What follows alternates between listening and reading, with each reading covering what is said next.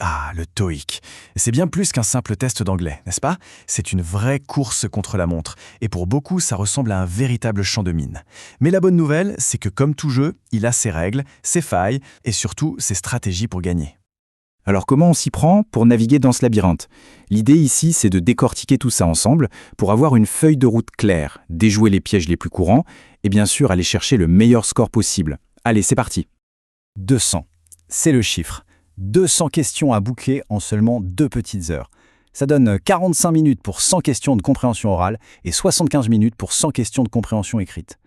Autant dire que la pression est maximale et que chaque seconde va compter. Et c'est là qu'il faut comprendre quelque chose d'essentiel. Le TOEIC, ce n'est pas juste une évaluation de son niveau d'anglais. Non, c'est un véritable jeu de stratégie. Bien parler la langue, c'est la base. Mais connaître le test, ses subtilités, ses pièges, c'est ça qui fait toute la différence entre un bon score et un score excellent. Et l'enjeu, on le sait, est énorme. Aujourd'hui, un bon score au TOEIC, c'est souvent un passage obligé pour valider son diplôme dans les grandes écoles. Et c'est surtout une clé qui ouvre les portes de plein d'offres d'emploi.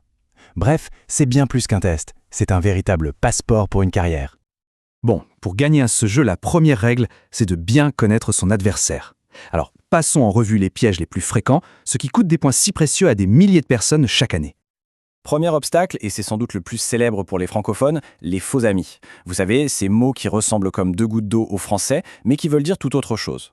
Et celui-là, actually, c'est le grand classique.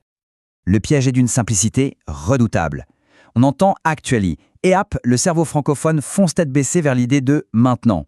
L'erreur est quasi instinctive. Pourtant, la différence est claire.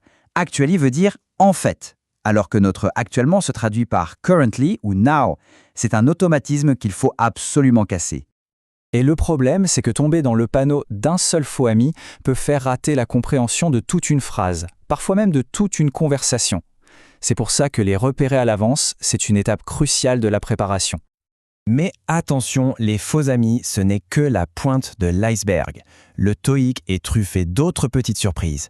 Des mots qui sonnent pareils mais qui n'ont rien à voir, des accents différents qui peuvent déstabiliser, des points de grammaire un peu tordus comme le conditionnel passé, un jargon business très spécifique et bien sûr, l'ennemi public numéro 1, le chronomètre. Ok, assez parlé des problèmes, maintenant les solutions. On va se construire une véritable boîte à outils anti-piège.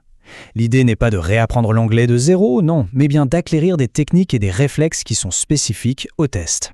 Voyons ensemble les stratégies qui marchent. Premier outil, le vocabulaire. Le TOEIC se passe dans un contexte pro, donc le vocabulaire est très orienté business. Pour le maîtriser, pas de secret, il faut s'immerger. Lire la presse éco, écouter des podcasts sur le sujet, et surtout, être actif. Le petit truc qui marche super bien, c'est de créer ses propres flashcards avec des mots qu'on croise tout le temps, comme merger, turnover ou headquarters.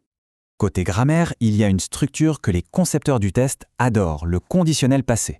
Ça exprime un regret, une hypothèse dans le passé.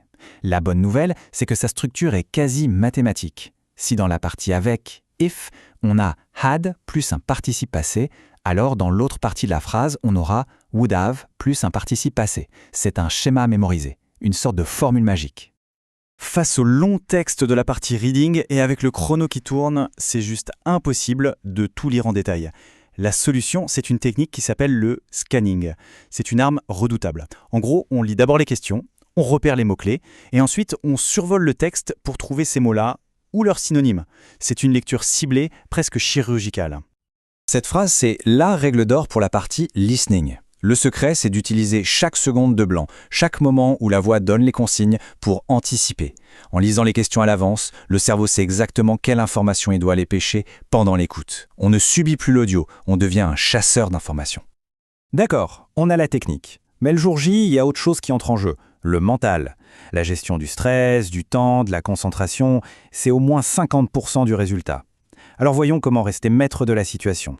Le temps, c'est à la fois un ennemi et un allié. La règle d'or, c'est de ne jamais rester bloqué sur une question. Si on ne sait pas, on passe. L'objectif n'est pas la perfection, mais l'efficacité. Mieux vous répondre à un maximum de questions, même avec quelques doutes, que de passer trop de temps sur une seule. Et ça nous amène à un principe fondamental. Au TOEIC, il n'y a pas de point négatif. Une question laissée sans réponse, c'est 0 point, c'est garanti.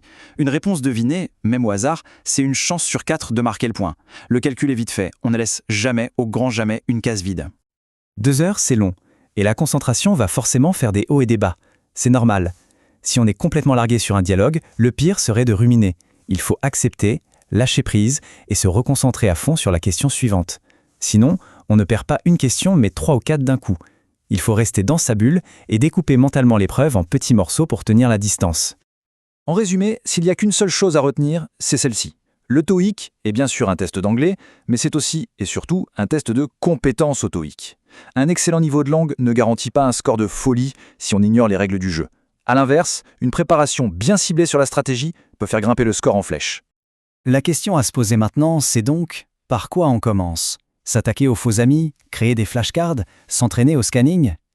Le premier pas vers le score de ses rêves, ce n'est pas de tout faire en même temps, mais de choisir une stratégie, une seule, et de s'y mettre. Dès maintenant.